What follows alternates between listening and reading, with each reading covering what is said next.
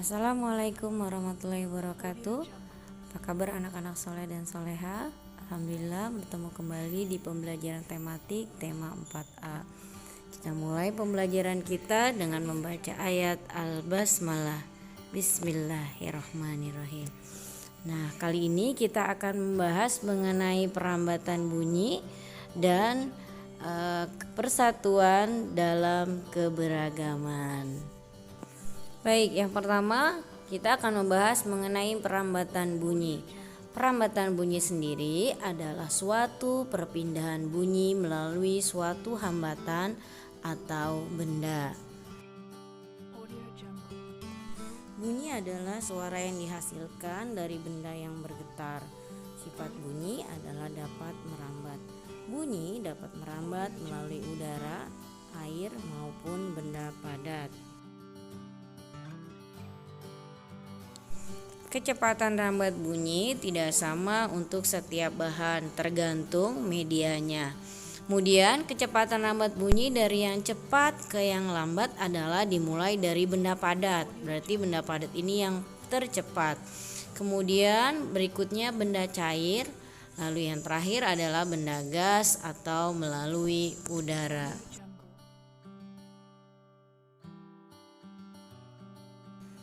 Perambatan energi bunyi yang pertama contohnya yaitu menggunakan seuntas tali. Tentu ketika kalian di taman kanak-kanak atau di level rendah pernah melakukan percobaan ini. Nah, tali adalah media perambatan bunyi yang berupa benda padat. Nah, teori ini mendasari terciptanya telepon oleh ilmuwan dunia yaitu Alexander Graham Bell untuk mempermudah komunikasi jarak jauh. Kemudian yang kedua yaitu rambatan bunyi melalui benda cair. Nah, sebagai contoh misalkan kita isi ember dengan satu ember air, kemudian kita ambil corong, lalu oleh tangan kita pukulkan satu logam. Nah, dengan kita tempelkan telinga kita di atas corong, tentu kita akan mendengar suara.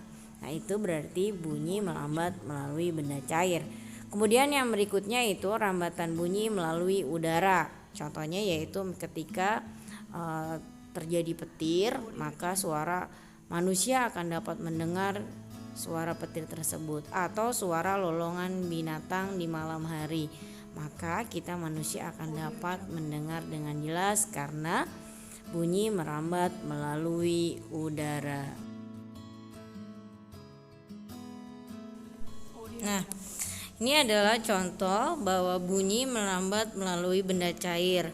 Mula-mula kita isi ember dengan air, kemudian masukkan corong atau aqua botol bekas, tempelkan telinga, lalu ketuk ember dengan batu, maka akan terdengar bunyi yang merambat melalui air.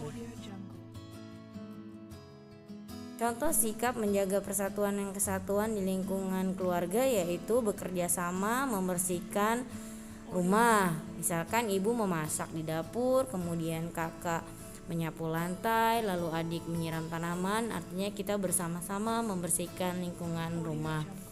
Yang berikutnya adalah contoh menjaga kebersihan kelas.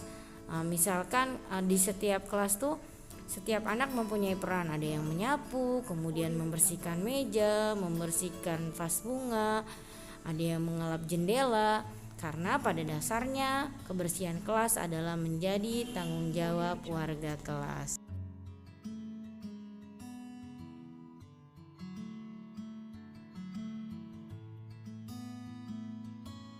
Yang berikutnya adalah contoh di rumah ketika kita bermain dengan teman.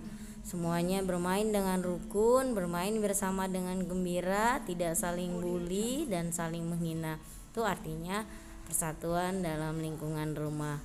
Kemudian contoh berikutnya adalah di dalam lingkungan masyarakat, bekerja bakti membersihkan selokan, membangun jembatan, membangun jalan, karena pada dasarnya untuk kepentingan bersama.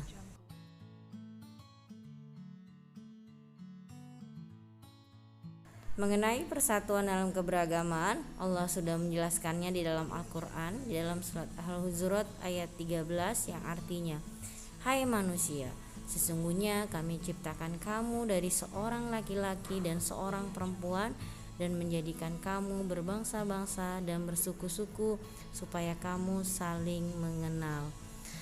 Jadi apa yang kita lakukan tentunya sudah menjadi perintah Allah Subhanahu wa taala dan wajib kita laksanakan untuk saling menghormati, hidup rukun agar hidup kita menjadi lebih damai dan hidup dengan harmonis. Baik, itulah pembelajaran kita kali ini. Kita sudah belajar mengenai benda bunyi merambat melalui benda padat, benda cair, dan udara. Tetap selalu bersyukur, selalu menjaga kesehatan. Kemudian jangan lupa sholat 5 waktunya, tilawah Qur'annya, insya Allah akan menjadikan obat dan menjadikan kita tetap sehat. Akhirul kalam, wassalamualaikum warahmatullahi wabarakatuh.